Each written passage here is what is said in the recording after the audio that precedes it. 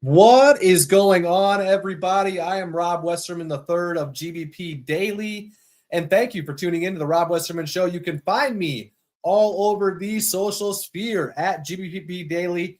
Shoot me a follow, subscribe to the YouTube channel if you would. Hit me up in the DMs. I am always available to talk Packers anytime, any day. Today is Thursday, November 6th. Happy Thursday. Happy Eagles week. We'll have to wait a little extra for this one. A Monday nighter, Lambeau Field, and looks like there is a slight chance of snow in the forecast in Green Bay during game time. So we could see a few snowflakes falling, which would be pretty cool. Always love me a snow game. Last Thanksgiving was at the Packers-Dolphins game, and the flurries were beautiful on Lambeau Field during the night game, in a game that we took care of Miami. That was a fun one for sure. Eagles coming to town, sitting at 6-2, and they've turned it on these past few weeks with wins over the Vikings and the Giants. A.J. Brown is expected to be back for our game as well, of course, right? They are going to have all hands on deck for Monday night. With that being said, we are still favored by 2.5 points. So even after our choke job last weekend against the Panthers, Vegas still likes us to beat the defending Super Bowl champions at home. So a few practice updates here from Ray Nitschke Field this afternoon. Nate Hobbs did not practice, and we all knew that. News dropped this week that he'll be out for the next 2-3 games with the MCL sprain. So some more tough injury news for Nate Hobbs, who has missed quite a bit of time due to injuries, unfortunately for him. Savion Williams did not practice today, and none of the reporters that have boots on the ground were able to find out why, at least up until 2:50 on this beautiful Thursday. So maybe something will come out later. Excuse me.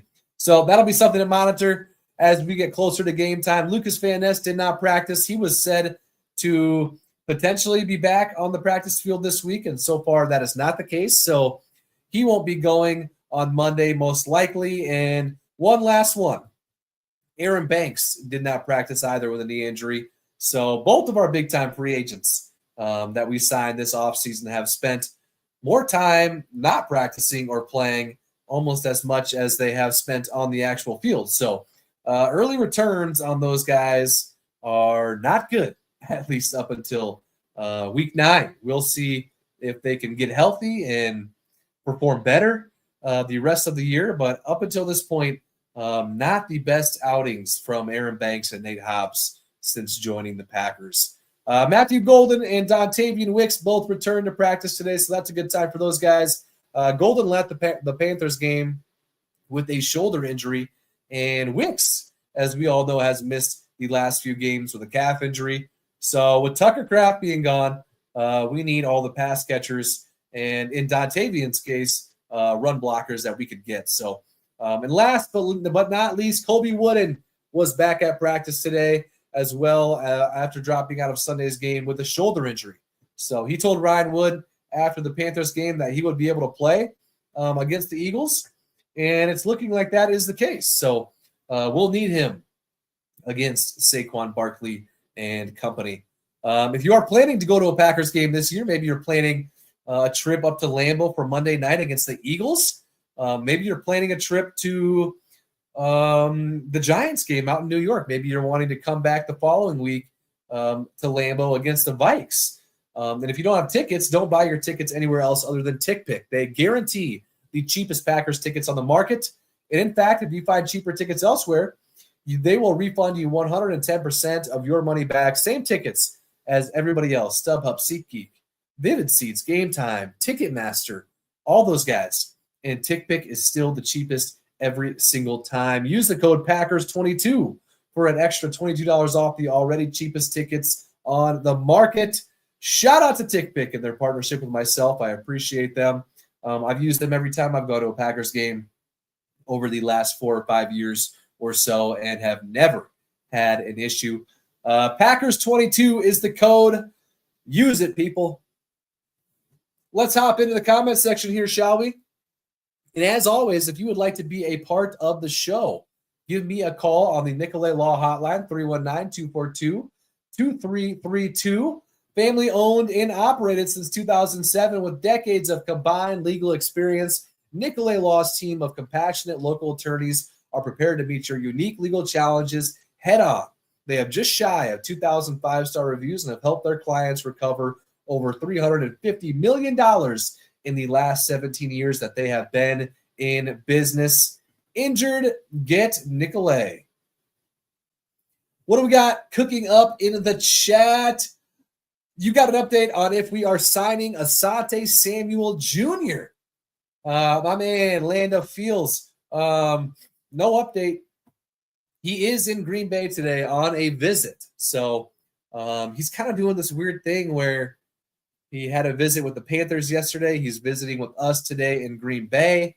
I think he's visiting with the Vikings tomorrow, and then he's got a couple more scheduled for early next week. So he's kind of doing a little tour, and probably just to see who's going to pay him the most, where he's going to probably play the most. And I would be very shocked if the Packers signed him, honestly. So he's coming off a procedure on his spine, which might be a little worrisome. I'm sure he's all cleared to go. I know he's medically cleared. The physical, he'll have to pass, of course. But, yeah, that worries me a little bit.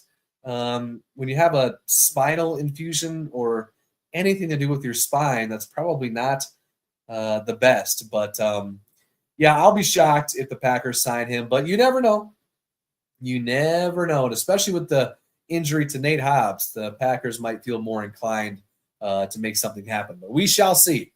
It takes two to tango, right? Erica, good afternoon. Go Pack, go. Beat the Eagles. I hope we pick up Asante Samuel Jr. after his visit today because we need more depth for our secondary, especially the cornerbacks. I completely agree, Erica. Thank you for hopping in. Phil, dark mode today. Tough news out of Dallas. Super sad. Yeah, Phil, I did see that. Terrible, terrible news out of Dallas. I did see that. Tristan, we've got ourselves a kicking competition, it sounds like. Yeah, Tristan, coach mentioned this in his presser earlier this morning that both Brandon McManus and Lucas Haversick would be kicking today. So also added that the team will go with who they feel gives them the best opportunity to go out there, compete, and win. So that is interesting. I do think it is warranted, though, with how McManus has been kicking. It just hasn't been good enough over the last couple of weeks, and I think we can all agree with that one. And sure, it may be due partly because of his injury, but if that is the case, then don't play him. So we have Haversick, who has proven that he can fill in just fine. So no reason to trot out Brandon McManus if he is indeed injured. So what else do we got? Eli, how do we stop the tush push? Eli, Matt LaFleur talked about this in his presser too. I think he was asked the same question. He basically said, for starters, you can't let them get into that position, right? Of course, that's the obvious answer, Coach. We understand that. We all know that it'll probably happen at some point. But think back to the times that we have played the Eagles. We did stop the tush push better than almost any other team. So hopefully we can again on Monday night, because I'm sure we'll see it at least once during the game. It is a dumb play, in my opinion, mainly because the refs don't know how to officiate it. There's always someone leaving early or lined up all wrong, but no, nothing ever gets called. So it is funny, though, how the Packers tried to get it banned this past offseason, and everybody was giving us flack for it and all that jazz or whatever. And now it seems like almost everybody is wanting it banned. And even when we did propose to have it banned, 22, I believe, or like 20 teams were with us. So it's like almost the majority of the league, over half, was on our side, yet folks want to blame the Packers for being the first one to say something. And now everyone's sick of it, and I'm sure it will get banned this offseason. So hopefully they aren't in any third or fourth and shorts, because they've been pretty dang unstoppable with it so far this year. So thank you, Eli. Appreciate you. My man Nick is in the house. Do you know when the Asante Samuel Jr. workout happens? I know it's today, but what time has the workout already happened? I do not know that information, Nick. Nothing's been said or leaked or anything, just anything of that. Excuse me. Nothing has been talked about as far as the time, but yes, it is indeed today. I said it earlier. I would be surprised, and my opinion means pretty much nothing, right? I would be surprised if he stuck around. He's got a bunch more visits. The Vikings tomorrow, I believe. The Panthers yesterday. I think he's probably going to take the highest bidder, and I doubt that will be the Packers. So I think McManus might have been saying he was healthy, but he was not, because he saw how good Lucas was kicking and rushed himself back. Nick, it's a good question, and not something I would doubt by any means. Just think as a competitor, you miss a game and they're doing good. Your replacement or your backup is doing good. And at a position like kicker, those guys are shuffled around quite a bit. And any sort of or any sign of, fall off, they begin to panic a little bit. So I wouldn't be surprised. I mean, obviously he wants to get back out there as soon as possible, and that may very well be the case. But open competition. It seems like him and Haversick going at it today, and we'll see how that goes. I am concerned with Brandon McManus's last couple games, but I will say I think for the long term, I think McManus is probably the better kicker. I saw somebody post their stats, Haversick stats last year. He missed like 4 or 5 kicks each year that he's been in the league and active. And McManus has not. He was 21 of 22 last year, or 21 of 23, something like that. And I think he's more consistent over the long haul. I think if, they both lined up and kicked 100 kicks, I think McManus would make more than Haversick. But we shall see. That'll be an interesting one to watch as we approach game time. My man King AJ is in the chat. Hey, I talked to you shortly after I stopped the show yesterday, or I ended the show. I was ending the show, and then I saw all your questions. So glad I can get you here. At this point, throw a bow out there. Maybe he plays like his brother. Hopefully someone from the cornerback tight end room steps up. Also, for the LaFleur crowd, maybe we look at a new OC first. In my opinion, easier to replace. King AJ, kind of having a little 180 from your past comments a while back. Adam Stenavich as the offensive coordinator. It's hard to really know it's hard to even really know what he does, right? Obviously, he's in the room with coach, and they're probably all working as a unit. But he did get a head coaching interview from the Bears. I know for sure, and I think maybe 1 or 2 other teams, maybe. So I don't know, but I'm not sure. Do you personally, King AJ, have any recommendations or who's catching your eye that you think you could bring in for OC? I can't think of any off the top of my head, but I also am not like in that realm as far as who could be available, who's kind of up and coming. So let me know what you're thinking. Joey, what does he do? It's a great question, right? I couldn't even begin to tell you.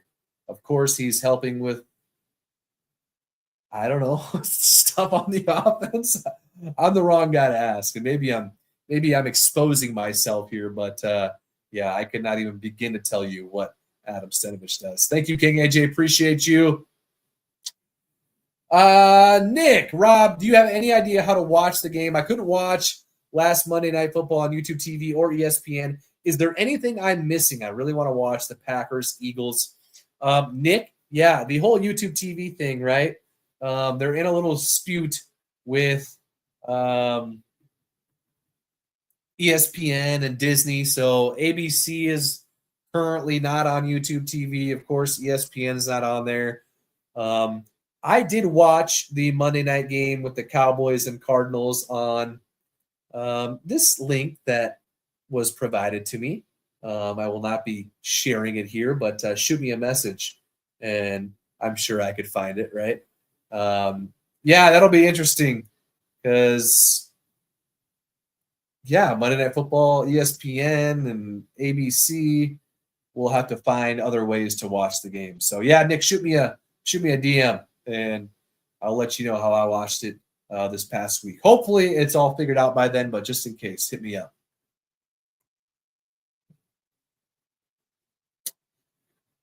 Bryce, record prediction over our next 4 games.